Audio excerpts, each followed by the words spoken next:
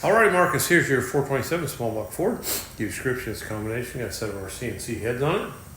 Obviously, board set up for you. Got it painted blue, front slip oil pan, custom grind hydraulic roller. Got your covers on it you wanted. Going to make a run, see what she does. Stay tuned.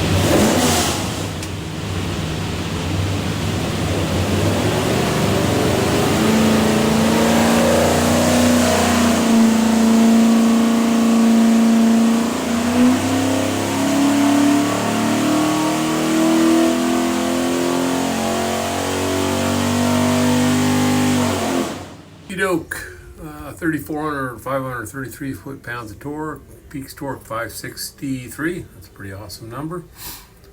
Peaks horsepower 544. So rate of 520. So everything's good. What we'll do now is pull a Pikes back, make sure it's good and clean for you. Show you a couple things. When you see your engine, find this thing looks like a credit card. It's a USB card. It is full of technical information. In your packet will be this engine build spec sheet and have all the specifications. Highly recommend kind of looking at that. If you've got any questions, don't hesitate to contact us. Have a great day.